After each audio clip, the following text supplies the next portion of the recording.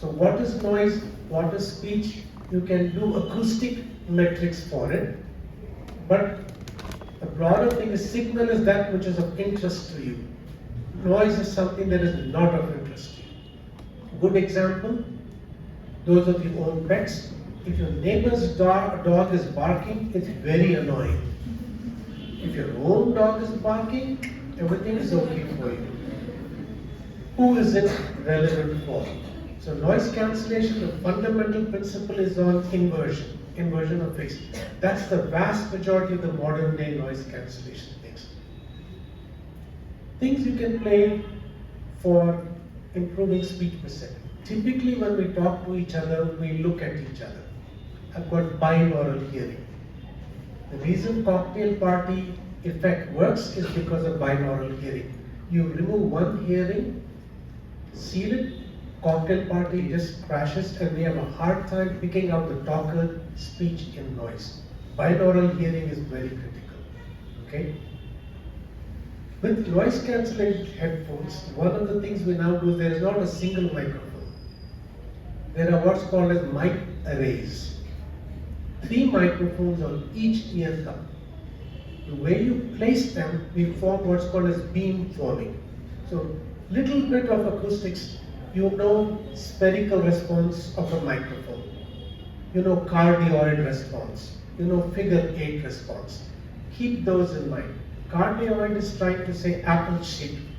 I have a good pickup to the front, less to the side, very little to the back. Figure 8 is I get something to the front and something to the back, nothing on the side. Okay. I don't need to worry about the back because cancelling noise at the back, because why would I not want to worry about noise from behind me as much? Face. My head is, the pinna is going to block much of it. My microphones are directed here. I have the head shadow effect, the mechanical barrier, so I need to worry more. So figure 8 works. Those are the basic microphone response. Mic arrays, they can call beamform steering, adaptive, so they can zoom in on which zone you want the pickup to be. Okay, but the question is, how do you control it? You have an app, you have to play with the app. So you lose a hand. Just like if I hold a microphone or hold a handset, I'm losing a hand to hold the device. It has its own set of complications. It becomes very relevant for binaural hearing aid technology. Okay? Where you place, those days are gone, we use a single microphone. We are all using multi-mic or mic array. They look at what's called as directivity index. The mapping from directivity index to SNR gain, speech to noise ratio gain, which is very important for us. That map is not well established. That's another area of work for you folks, relevant for your hearing aid population. Where do we place the microphones?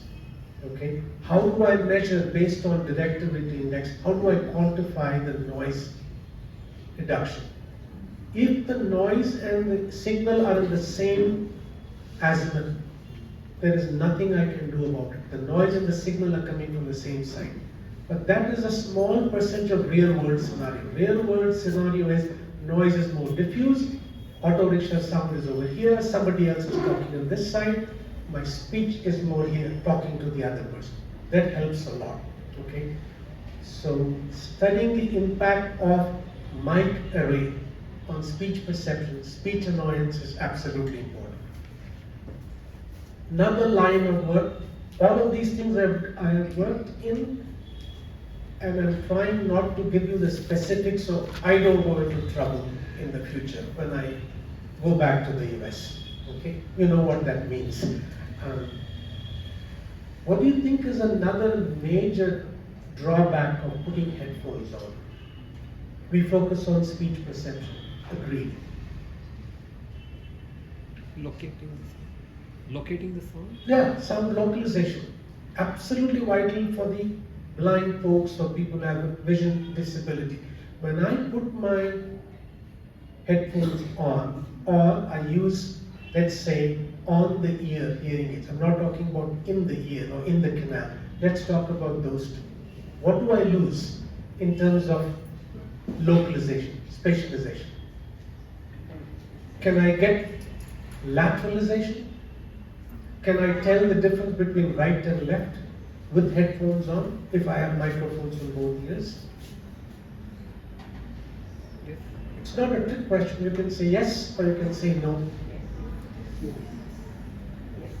Right to left depends on two factors: intraoral time difference and level difference. Level difference for high frequencies, my head will block anything over 1500 hertz.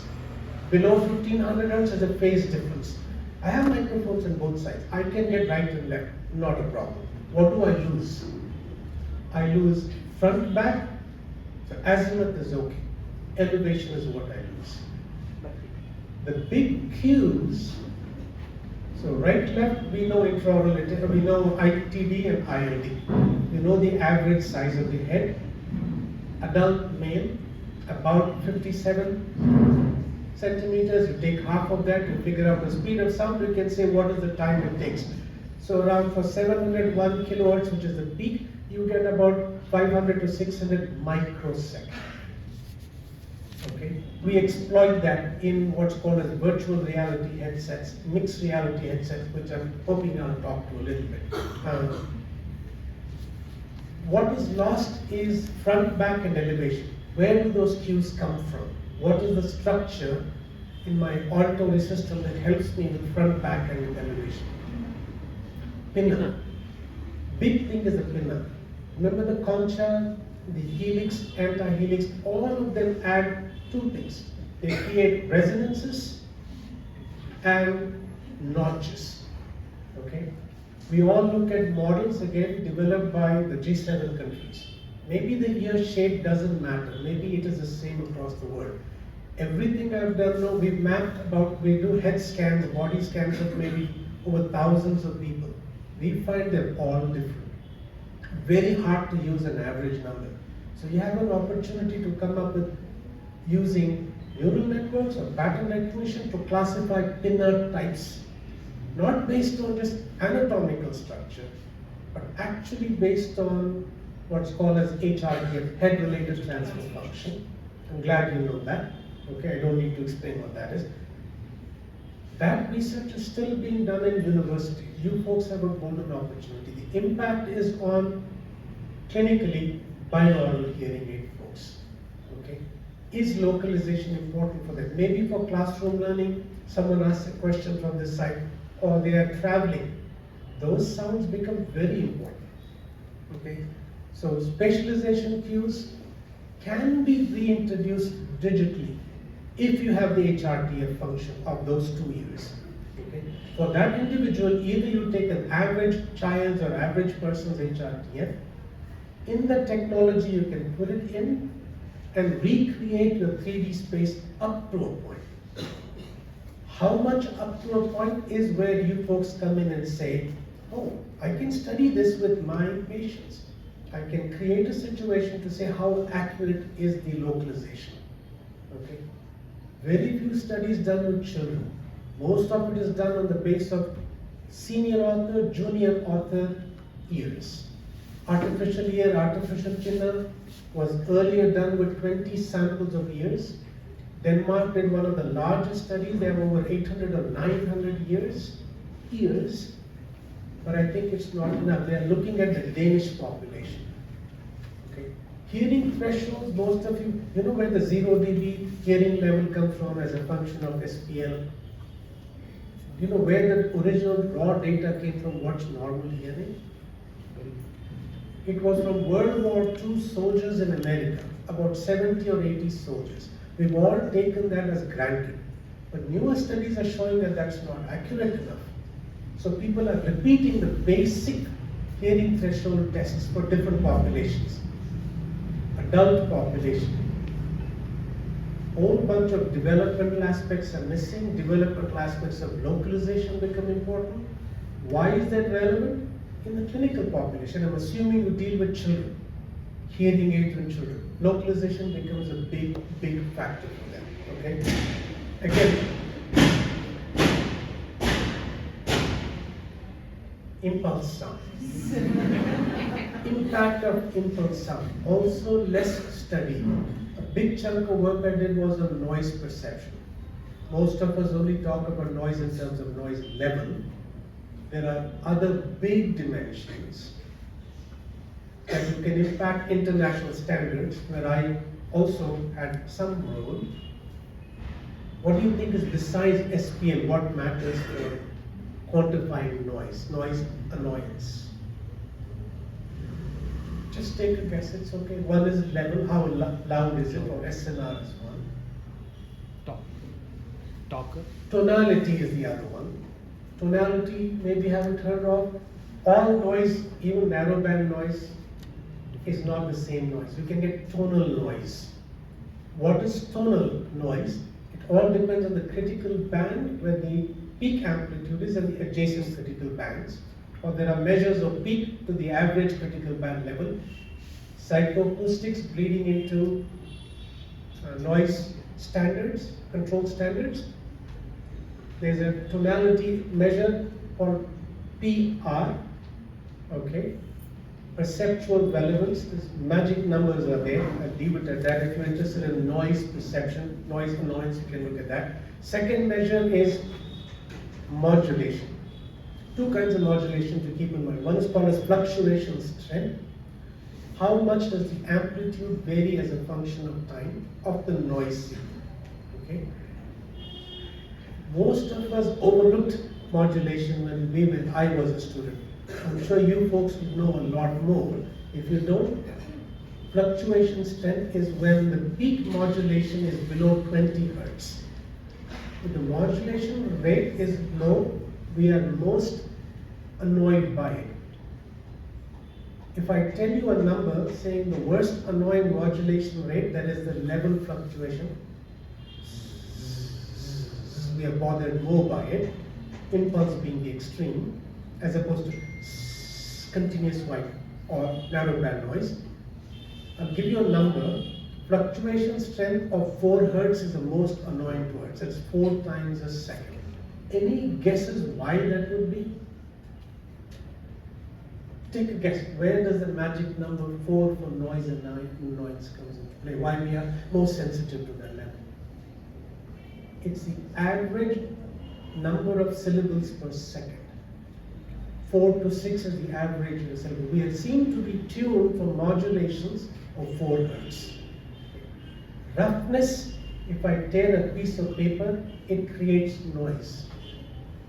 That peak modulation there is around 70 hertz. That's called as roughness. And I know this is way off topic for you. So I will leave noise control, but equally important for noise annoyances. Almost all the devices, laptops make noise. Have you been in online conference calls? Someone is typing on the side and what you hear is tuck, tuck, tuck, tuck, tuck, tuck, tuck, tuck, bothersome. All of those have relevance. Impulsiveness, the number of beats per second, what the level should be. So speech and hearing scientists, like I have been involved in working with keyboard folks. Okay. On a cell phone, when you press the button, what should be the button noise? Okay. For annoyance and for premium products.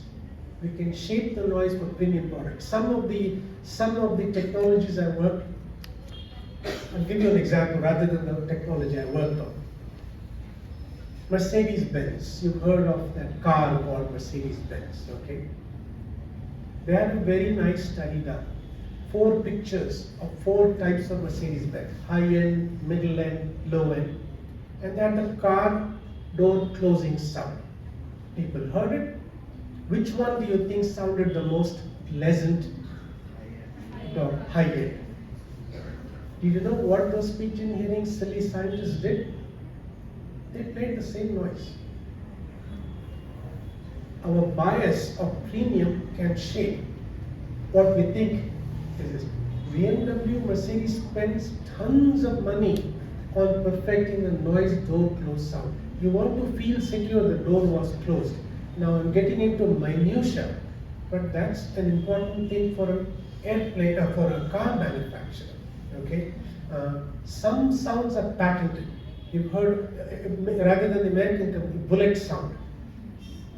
Bullet sound is a unique bullet, I mean the motorcycle bullet.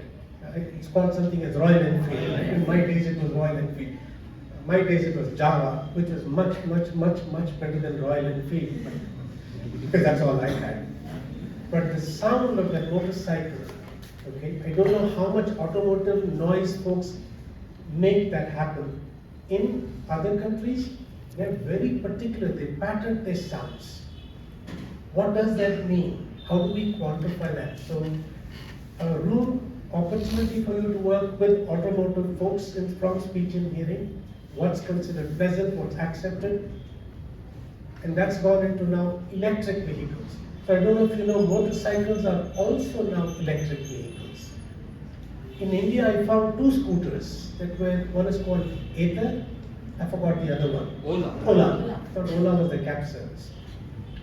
Before the noise standards came into play with EV, people in Japan and Germany were getting hit by electric vehicles because it wasn't making a sound and it startled people when a car would come closer. We are relying on those cues, we take it for granted. So there is a standard for car noise, they have to reintroduce that noise, some amount of noise in electric vehicles. How much is good enough? How much is audible? How much is annoying? That's the job of speech and hearing scientists. Some countries are very intolerant to noise by vehicles. Germany, they're very, as a society, very conscious. They want community noise to be less. This is way too loud for them. Germany had a motorcycle called BMW, still does. Japan has Kawasaki. Okay? BMW spent millions of dollars in reducing the BMW engine noise, silencers and everything else. Okay. Japan, Kawasaki didn't spend a single penny, but they marketed as feel power.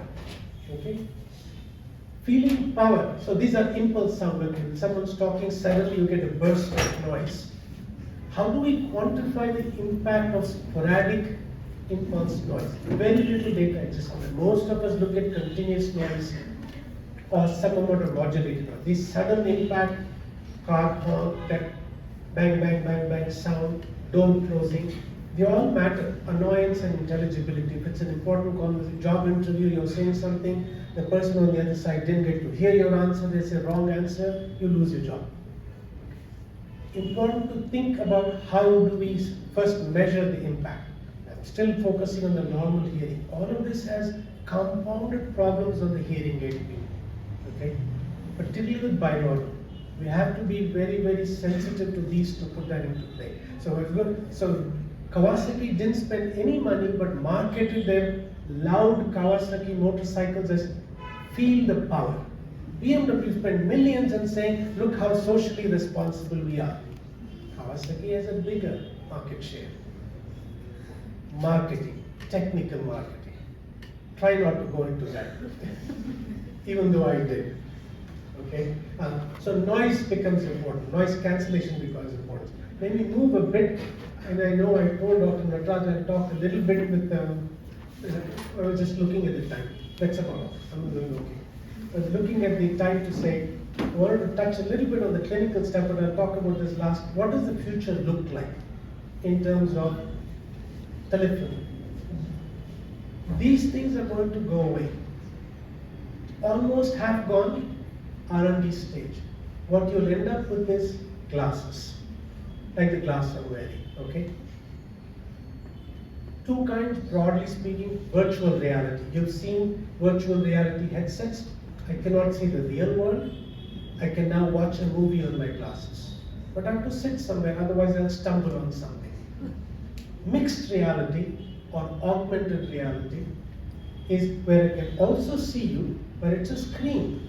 I can also get display. By looking at you, I can have a projection of you, your face, your name, which batch, if it was Dr. Nataraj, I'd say which batch the student was, what was his marks, how many subjects he failed. Before the interview begins, he has all the information. He doesn't need to look anywhere. It's all here. He's seeing me, plus he's getting additional information called augmented reality. Massive application in surgery. medical applications are phenomenal. Okay, that's a vision part of it. Okay. What about the audio part of it? How do I now deliver audio through my glasses? When I say glasses, I don't mean just the lens. Here's my glass. Any thoughts? What do I do with the audio? And this is where the future of telephony is. It's happening. You'll see that more and more in the next 4 or 5 years. The goal of some of the companies is to get rid of the phone, including the phone makers. We won't name who they are, but you will soon see them in the marketplace. They are beginning. What do I do? What do I need to make this as a communication device? Any thoughts? What are the important things? So you can put microphone and the you can put Receiver. Where do I place the receivers? Where do I put the microphone? Right? The tempo. Some microphones go in the back. If you're clever, you'll exploit something in the back. I lose my what can I use from the back? Bone conduction. But the bandwidth of bone conduction will not equal your air conduction pathways. But if you say it's important for speech, quite good, up to narrow band. Higher frequency, not so good. But then I cannot enjoy music. So some put it in the front. So that will be, even though it's touching the pinna, there's a new term coined for air conduction, bone conduction. There's one more called cartilage conduction. So the signal actually goes to the pinna from here, it is touching it, okay? But part of it gets going to the bone, part of it goes into the ear canal and gets amplified. Those are called as cartilage conduction. So some put it in the front, loudspeaker. Receiver, very good. I don't need anything else. Some put behind the ear with a small pipe going into my ear canal. It doesn't look good. That's for the receivers. What do I do with the microphones? What's a good position for microphones? Here. So good guesses. I can put here, I can put here, I can put here, right? I want you to think like a speech scientist. The main purpose of a microphone, let's assume a main purpose is for telecommunication. Which signal do I need to pick up the most? I am the talker. Where do you want my microphone to be to pick up my speech and transmit to the other side? As close to the mouth as possible. But I cannot have things sticking out from here. What's the next closest place I can put? Either below the phrase here, or along here, or along here. So people put 4 to 6 microphones. The whole goal is to converge in this area. What kind of information do you need from my mouth by the time the speech signal receives, goes to this? What is the loss? So when I talk from my mouth, I am getting feedback through air conduction, and I'm getting feedback through bone conduction. But this air conduction part, mouth to ear, this distance, for me it's fixed. You can measure the loss. I'll give you a range, I won't give you the exact number. 10 to 15 dB loss. I have to make up for it when I put my microphone here. So you need someone to study as a function of anatomy or head size, what is the loss level-wise? Anything else that changes? Spectral change, there could be a spectral tilt. We have to make up for it to give you the desired speech to noise ratio. All of these things are design considerations in hearing aid design, virtual reality design, augmented reality design. That's the kind of work I have done. Matters to you folks. Hearing aids will come either this way or in the canal hearing aids. Big time impact. The goal is to have your hands free and use as much as you can for mixed reality. Mic placements, what dimensions do we want to measure from? It's electroacoustics. It's the job of electroacoustics engineers, but the impact on hearing, head size matters. When they model most of these, they have computerized models of the head. They can measure what is the loss. Simulations, each simulation for one head runs 2 days on some of the fastest computers. What did they forget while doing those studies? The tissues. The tissue absorbs, not equally for all frequency. Okay? You can say, what does that a speech scientist have to do with it? It's up to you to be creative to say, that's a human face. As I grow older, my tissue loss is greater. My response will change. Okay? When you have other problems of the face, all of these things will impact the signal going in. Okay? Not your standard speech and hearing science thing, but the application exists. Everything I told you, you can apply. For example, I told you about voice analysis, quality. I want to touch a little bit, because I think you have better experts in this room than I am, infant cry analysis. Okay. What do you think is some of the fundamental working model of a cry or vocalization? The same thing you can apply for voice analysis. A lot of work has been done on voice analysis. And now here, you folks have done a lot of work on infant cry analysis. What is the cry signal? What are the important pieces of information it gives you? The two or three main pieces of information. When I make a sound or I cry, I need neuromotor control. Most of the time I exhale. Right? Air has to come out of my lungs into vibrating the vocal folds. So my respiratory system has to work with my phonatory vocalization system and the articulatory system. So the cry signal reflects the integrity of neuromotor control. Now you can do all kinds of analysis on the acoustics of jitter, shimmer. You can look at all kinds of aperiodicity and make correlations with the clinical populations. How we got involved in this study was back in 90s. We had a data from one of the pediatric otolaryngologists. They had a hospital case where the mothers during pregnancy had taken alcohol. Now some women during pregnancy take alcohol, they drink alcohol. Why they do that, I don't know, but they do it. Some of them end up affecting the fetus, fetal alcohol syndrome. Same thing goes with drugs and all the other stuff you can think of, okay?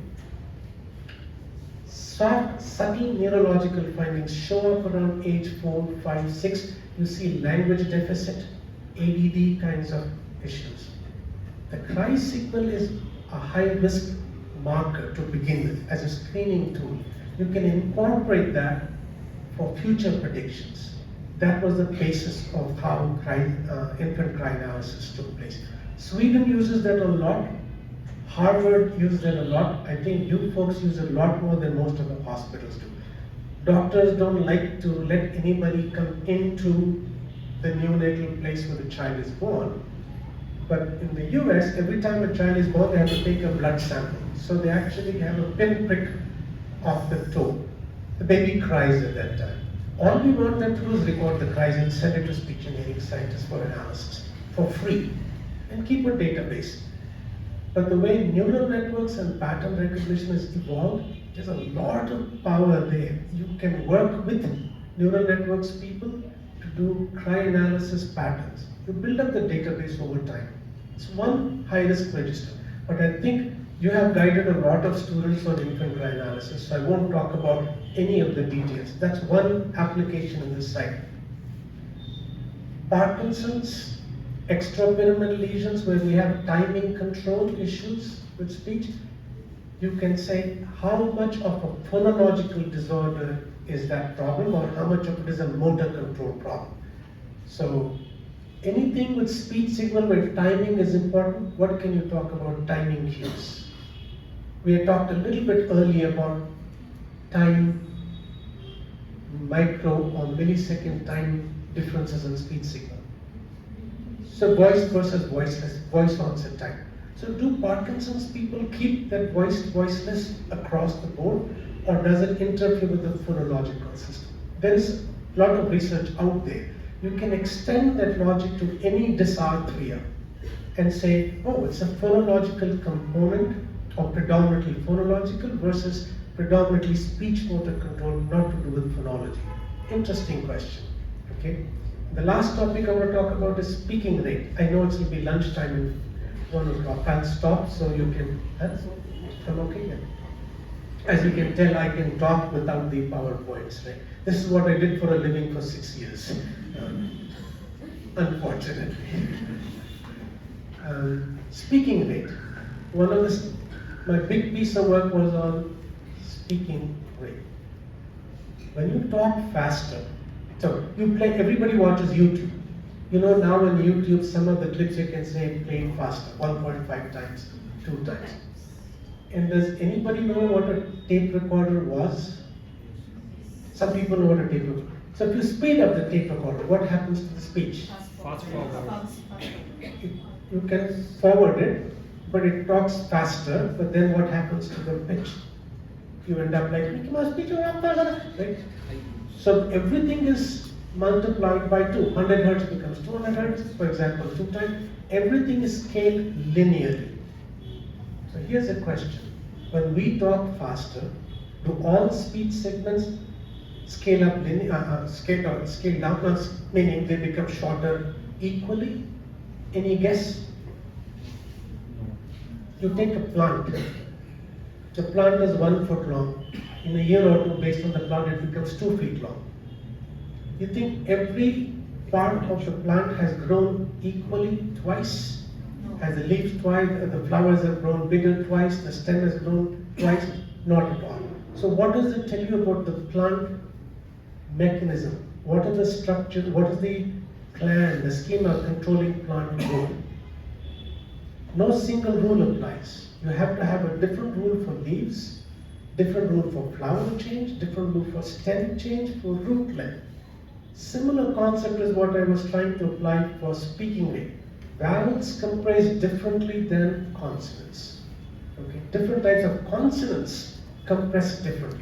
Earlier the assumption was single rule applies, but that's no longer true.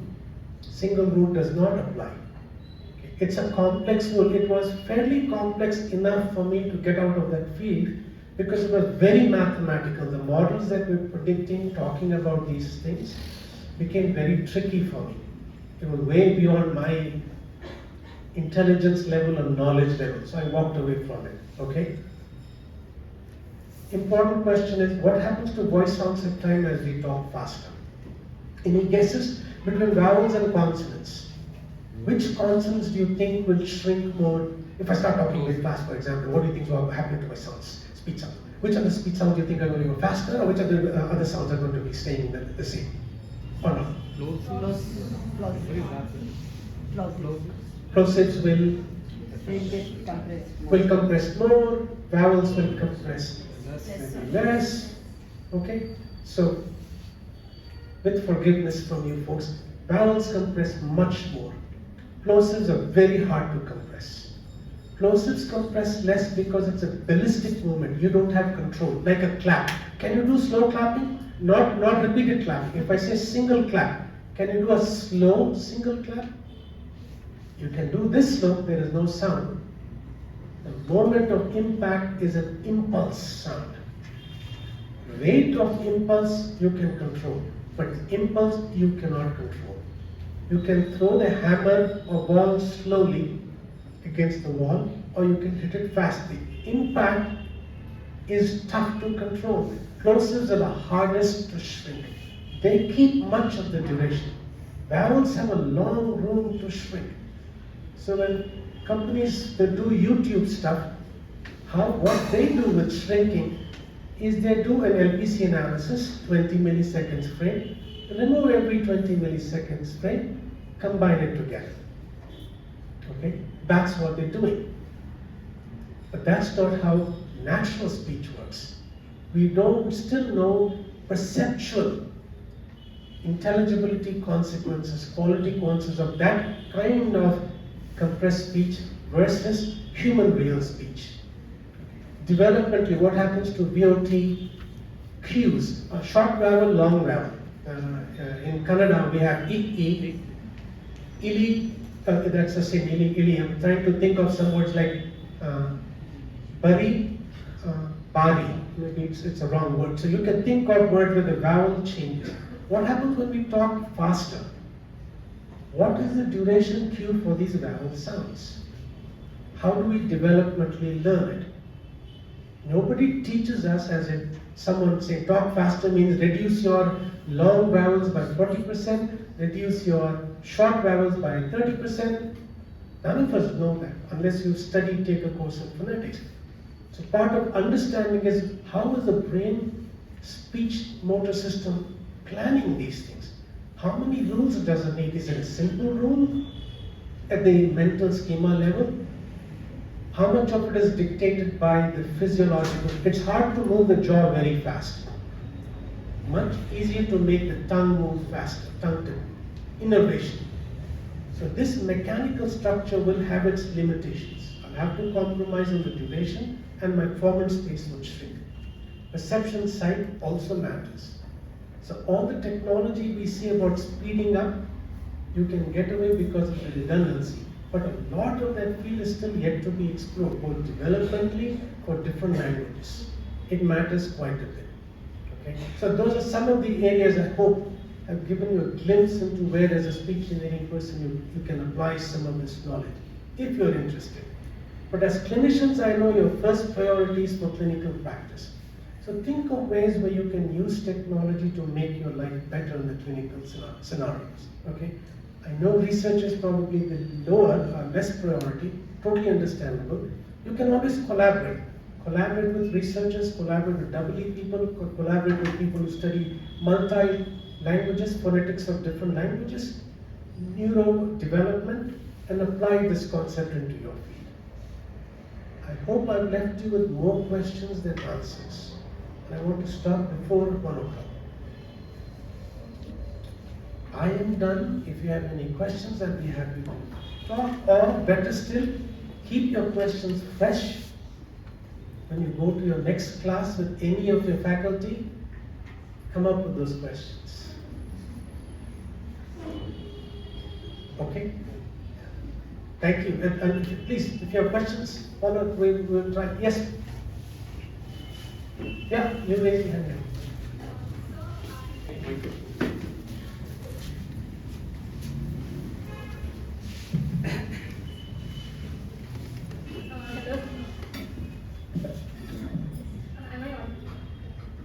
I'm a huge fan of your work. I've been watching a lot of videos of you and quite as true.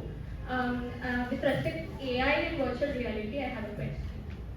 So we have a lot of clinical importance with respect to a lot of patients we get. So how can we collaborate with respect to virtual and AI? We can implement it clinical with respect to therapy and also the haptic suits that are available now. Can we integrate this, for example, for sensory issues for children who have, or to stimulate their oromotor, the haptic technology? How can we collaborate as an SLP with these tech people in India? In India, I don't know the answer. Good question. How do you collaborate? I think there's plenty of room for collaboration. I think the best way to collaborate with people in other fields is to leverage your faculty. They have contacts. You can jointly form research proposals and work with people who are interested in that field. But the burden will rest on you to make the case why it's important in the clinical field. I think that should be relatively easy to do. I'm not saying it's easy, relatively easy. How to get people to collaborate? I think there are a lot of great research institutions. They would love to work with people like you, in my opinion. Right? Telecom, we used to have in our days JCE Engineering College. We didn't collaborate as much, but they do signal processing. They would be happy to work with us. We didn't build the liaison. I know Dr. Natraj had lots of links there. Leverage your faculty. Bug them, make sure you go to them saying, here's an idea, sir. Let's brainstorm it. Can we collaborate with whoever you think are the people? One of the big places, easy piece of research question to answer is lag between video display and audio display. You've seen some movies where the person has opened his mouth and few seconds later comes the sound. Very annoying, very distracting. You've lost the message. tolerance limits for how fast can the video come before the audio. What about the other way? Can the audio come first and then you see the lips moving? It depends on the task. For news anchor people, the delay is a lot more. Fast response things, changing stuff, lectures with a lot of pictures going by, you want the lag to be as low as possible. I'm saying as low without giving you a number for a good reason. Okay? So those are all research questions you can develop and collaborate with folks. And used in TV quite a bit, broadcast video, they have standards. Do we implement them or not is a different question. So what about the ethical issues? Now, for example, now parents don't want to give their cell phones itself now. But mixed reality and virtual reality is another thing where you have to, it's a more close contact with the lens and everything. And will they be open to, send their children for the research as such for the involving mixed reality and, AR technology? Very good question. I'm glad you asked that question because I don't want to answer the question. I want to put it back on you folks. Have the debate over coffee or lunch with your colleagues, with your teachers. What about the ethical issues? Very little has been done. You will be in the cutting edge to talk about what does that mean for the normal development of the child, for interactivity. Even the big debate is on how much cell phone time as a function of age. I don't have the answer. But those are all good research questions. And I want to avoid the answers because I want you to be hungry with the questions. Answers, you go to Wikipedia, you can get a whole bunch of answers today. Go to your library, you can pick it up. But those questions should drive your work forward to say clinical setting, normal setting, all valid questions. Right? So I'm going to put the question back on you. Clever, no? For an average student, I'm a little bit smart, no? Anybody else with any other question? Yes. Sir, way back, 2 years back, we have worked on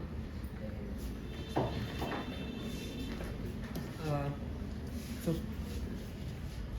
this 2 years back we worked on noise cancellation. We got that idea that's because train drivers where they are exposed to a constant static noise. So what we did is we recorded the static noise in the presence of speech, though they are not exposed to during the train. But we cancelled out the noise activity. That's because due to exposed to a noise, they will have a temporal processing difficulty, even though they have a normal hearing. But now the question is, in the real time we have failed. That's because of the processing speed, and we don't know how to cancel it out. That's because, as I said, the processing speed, we didn't know that because being a speech and hearing guy, and it's very hard to grasp or assimilate the electronic thing. Now the question is how to do it in reality. That is point number one. Point number two is, we know that noise is very dynamic. It comes in different direction, it comes with different azimuth, and noise is, it will fluctuate differently from the speech. Suppose if it's a babble kind of two people speaking, it's very, very hard. So how to cancel out this dynamic noise in the presence of speech? And I saw your video, that is Microsoft Surface earphone. So by changing the dial, the noise was cancelling, and they were able to hear the music or whatever stuff. How it can be integrated, and it will be helpful. And though my question is very long, next one is the Apple iPods or the Microsoft headphones are too way high, means 50,000, 60,000. It is not possible for any industrial workers to use it, though it is not meant to use for them. But the sufferers are the one who are unable to, but they have a solution. So now I feel the solution is we need to cut down the cost of it, and it should function to eliminate the noise. So what is your words for that? Probably linked somehow. I linked them together. The first one was on the not fast enough to do it in real time. I think that problem is going to be solved. Every 2 years, the processing power of chips is phenomenal. I don't think that's any longer a limitation. Okay. At what price point? Chips from graphics processing. So take Tesla. I don't have a car. They have 8 cameras. They are doing real-time processing of at speed 60, 90 miles, 140, 150 kilometers. Whether the object in front of them or to the side is a passenger or a car, do they need to slow down, they need to turn. They are doing real-time, life-critical functions. They have the processing power. Leverage AI, leverage neural networks. I think the technology will be available, or if it's not already available. I'm not talking about the price point. Okay? Your question is, how do we do that? The best way, I think, as speech and hearing professionals is to collaborate with chip makers or EE people or signal processing people. They bring in the chips, signal processing leverage. You bring in this knowledge. Why does it need to be done? What are the time constraints? We have 100 microseconds is millions of years for a chip today, for a graphic chip. You have a lot of processing power. But who's going to invest the time to put the chip for the application for widespread use? That's a commercial question. That's a tough question to answer. The third one you said was about the cost of those headphones. Absolutely true. There are premium headphones, there are low quality headphones. Now this technology is mature. People are willing to put it as the processor power increases. $80, $60 headphones are available with noise cancellation. Just keep in mind, don't let perfect be the enemy of the good. What I mean to say by that is, just don't put your target saying, I need 100% cancellation. No. Even in 30% scenarios, if I reduce the noise by X%, improve my speech discrimination or speech intelligence by 10%, 20% more, that's a gain. I may never be able to get it in all of the settings. So maybe our thinking has to go away a little bit from, is it beneficial or is it not beneficial? Take a scale. It is beneficial by 20%. At what cost? Is it beneficial by 30%? At what cost? So one bad news I have for speech and hearing people, especially those who are in hearing aids, and hearing aid is a good way of making some good money, okay? Kinds of technology like earbuds. Now the FDA approved them for, they don't call them hearing aids, hearing assistance devices from mild to moderate hearing loss. You can use them as good as the premium. In the US, the premium hearing aid is $3,000, $4,000, 3 lakhs, 4 lakhs. Now it's $300. Of course, hearing aid manufacturers will push back. Clinicians will push back. Understandable about the dynamics. Technology exists. How you maneuver, how you go around with all the rest of the dynamics, wrong person to answer. I am a scientist. That's why I said I am not a practical person. That's why I didn't succeed in life. You folks are the practical people. You bring in the relevance. All I did was research. It can be done. How you build those links, how you convince them, that will be the challenge. Apple, and I'll stop with this. Apple has a very nice feature called live listening feature. You put your AirPods, but the phone you give it to the person you're talking to. Their mouth to speech distance is much smaller, so the SNR is big. In that mode, I hear them much better because it's cancelled out a whole bunch of noise. AirPods Pro, last time I left US, was 289. The previous version is 199. That's 16,000 rupees. All the headphone companies are going to get into the hearing aid business. You like it or not? You as professionals can start collaborating and say, yeah, but here's how we can leverage this stuff. It can be done. it's up to us to say we will have to make some compromises. So instead of selling hearing aids, you end up selling other companies' product. So I'm not going into the business side at all. If I was at the business side, I would be getting the right from Dr. Harshal here. So I'm done. Maybe one last question before your lunch. I know people are hungry. One o'clock. As a student, that was the most frustrating part for me. All these talkers come, talk. So please, one last question and then bug your faculty members, your teachers, your seniors, particularly the ICE folks for these questions. Okay, build up a nice healthy competition to advance the field and your own intellectual curiosity. If you have maybe one more question and then we can stop. Then hungry and then what I thought. Okay. No more questions. I have. Yeah, no, please. Okay.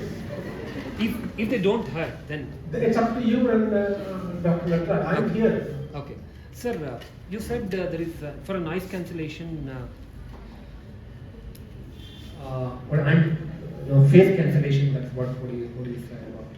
But the phase cancellation has its own drawback. That's because its noise always varies. It's very dynamic. But even though you take 20 milliseconds as a pin or a frame or anything, but still will it be able to cancel it out effectively?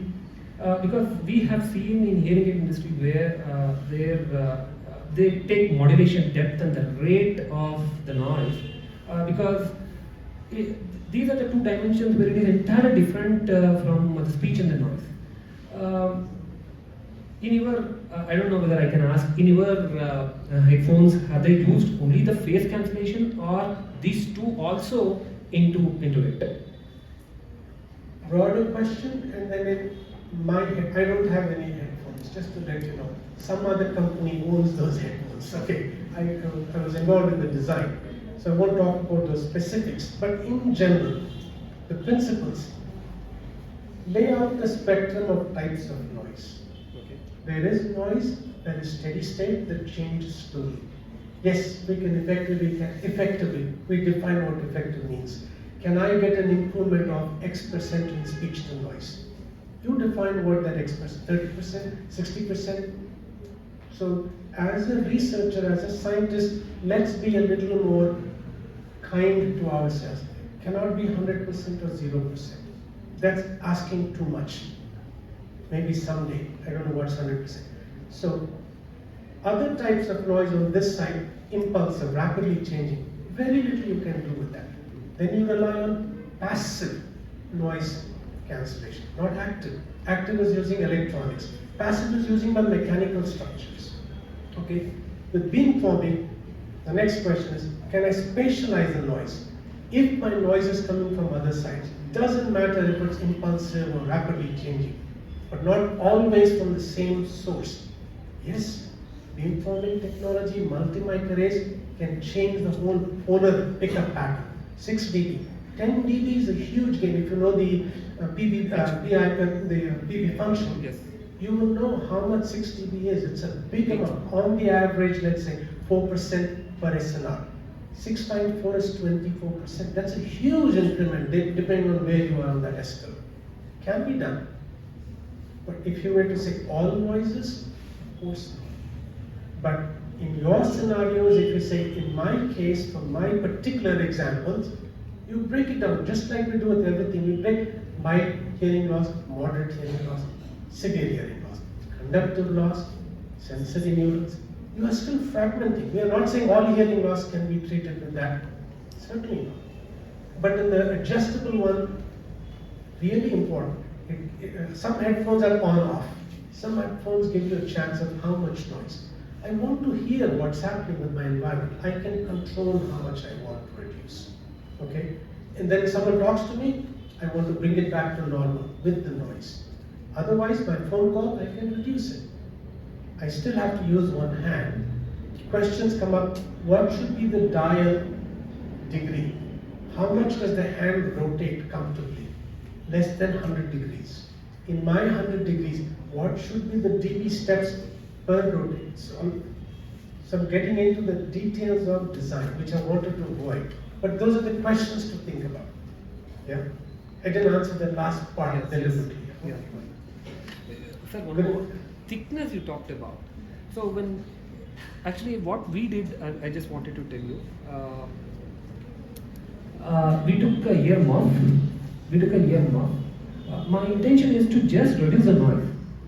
So we took ear muff and I took a balloon and filled the water, and then I just hold it on that. The noise level has just reduced. Attenuation is just only 15 or 20 dB or so. My question is, will the you added a thickness? Will that any material to be added if the viscosity increases, because the noise will reduces? That's because that idea came when we are in the swimming pool. If some person speak, we do not hear anything. Okay, so this can we have something just on a thickness part? Can we add some viscosity or something like that so that it won't harm the ear part? I don't know. Material sciences. I loosely put it as thickness. Okay. Materials matter. How you layer the materials matter. As you know, if you go from one medium to another medium, you get more reflections, mechanical impedance changes. You can play clever games with that. The ultimate limit, and I'll let you answer the question, I can block out noise coming from the head.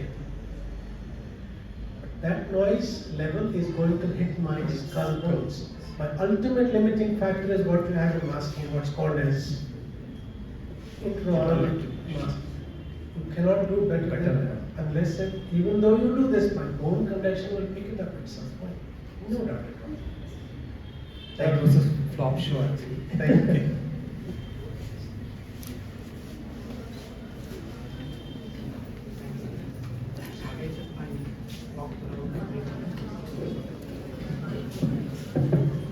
Thank you, sir. It was indeed a brainstorming session, and at the end of the day, we are definitely left with multiple research questions, which otherwise we would definitely not have got if we had read even through multiple textbooks and research publications.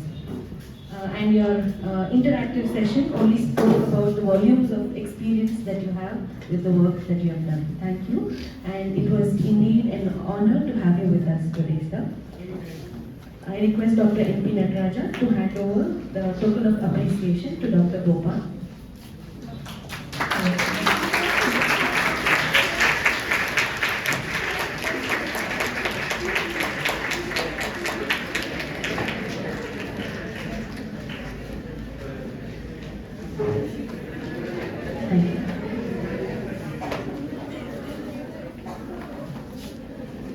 I thank Dr. Gopal for accepting our invitation, and of course, and to entertain all of you in terms of professional information. Yeah, I saw at least one or two getting stimulated by the lecture. Of course, as usual, majority of them will be silent. That is the Indian type rather. So, I hope and wish that it has made you to think more broadly and widely also. Because as you saw, he was talking about the psychoacoustics and the anatomy and of course the physiology and acoustics and technology, all these things. As you can see from his speech, that speech and hearing does have a lot of scope. It all depends upon your thinking and your interest. It is not just restricted to what you study in the classrooms or the few books that you study. It depends upon the kind of passion that you develop towards different things. So I thank Dr. Gopal once again for giving a stimulating talk which is based on his experience has a wide experience, and thank you for sharing your experience. Yeah, I mean, I hope you'll get more time next time when you visit Mysuru. I thank you once again. Thank you. And thank you.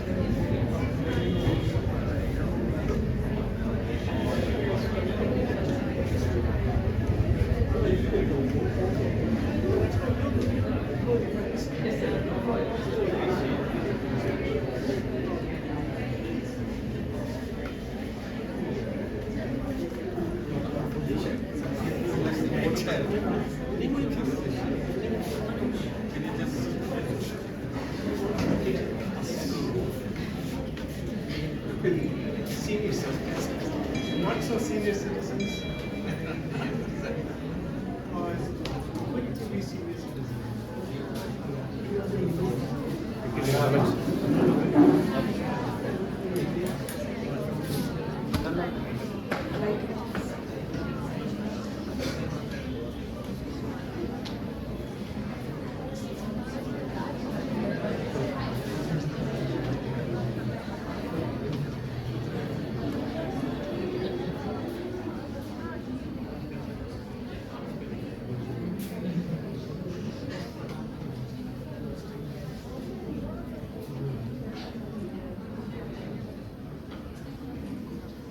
They will we will close here, so we get to close and